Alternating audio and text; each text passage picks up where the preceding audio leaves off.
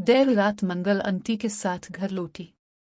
पूरे रास्ते वो खामोश रही, मगर इसके चेहरे पर अलिफाबेरती हुए जज्बात साफ जाहिर कर रहे थे इसके दिल में कोई तूफान मच रहा है।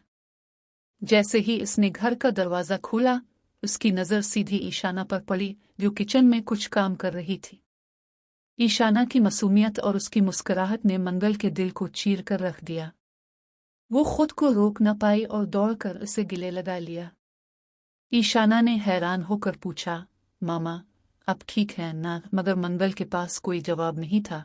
उसकी आंखों से सिर्फ आंसू बह रहे थे।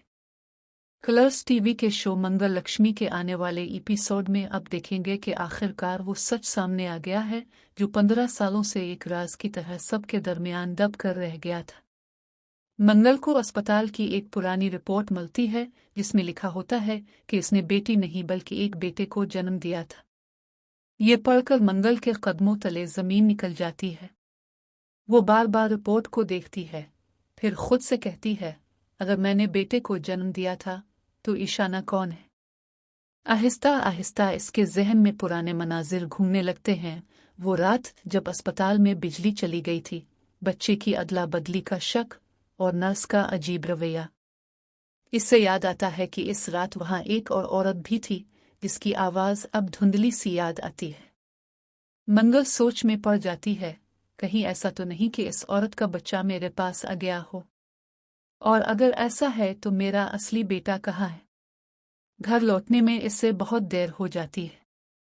शांति हसन आदत इसे टूकती है, इतनी देर कहाँ रह गई थी मंगल? घर का भी कुछ ख्याल है या नहीं? मंगल बस मुस्कुरा देती है, मगर उसकी मुस्कुराहट के पीछे गहरा दर्द छुपा होता है। ईशाना आगे बढ़कर बोलती है, मामा को जरूर कोई जरूरी काम रहा होगा ना, तभी तो देर हुई। उसकी मासूम बात सुनकर मंगल की आंखें एक बार फिर भर आती है। जब मंगल को पता चलता है कि ईशाना ने पूरे घर का काम संभाल लिया है, सबके लिए पराठे बनाए, खाना खिलाया, किचन साफ किया और सबके कपड़े इस्त्री भी कर दिए, तो वो जज्बात से भर उठती है। वो इसे गिले लगाती है और दिल ही दिल में सोचती है, अगर ये मेरी सगी बेटी नहीं भी है तब भी मैं आसी खुद से अलग कैसे कर सकती हूँ? मगर उसी लम्हे इसके दिल की आवाज कहती है, सच का सामना तो करना ही पड़ेगा मंगल। रात के सन्नाटे में मंगल अपने कमरे में बैठी रिपोर्ट देख रही होती है कि अचानक दरवाजा खटखटाता है। अदिति अंदर आती है और कहती है, मंगल, वो रिपोर्ट मैंने भी देखी है, मगर तुम नहीं जानती कि सच इससे भी ज्यादा खतरनाक है। मंगल घबरा जाती है। आंटी बताती है कि इस रात अस्पताल में सिर्फ बच्चों की अदला बदली नहीं हुई थी, बल्कि किसी ने जानबूझकर मंगल का बच्चा इससे छीन लिया था। और वो कोई और नहीं बल्कि नील की मौजूदा मां स्वानाता थी, जिसने अपने मुर्दा बच्चे की जगह मंगल के बेटे को रखवा दिया ताकि इसका घर बर्बाद ना हो। मंगल का दिमाग सुन हो जाता है।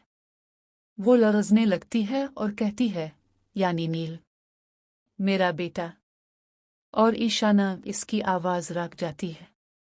अदिति आगे कहती है, ईशाना शायद स्वानाता की बेटी है और उसने तुमसे ये राज छुपाने के लिए सब कुछ किया। सुबह होते ही मंगल का दिल टूट चुका होता है। वो ईशाना को स्कूल भेजने से पहले इसे एक आखिरी बार गिले लगाती है, मगर उसकी आंखों में मोहब्बत के साथ खौफ भी झलक रहा होता है। ईशाना कहती है, मामा आप मुझे छोड़कर कहीं नहीं जाएंगी ना? मीम।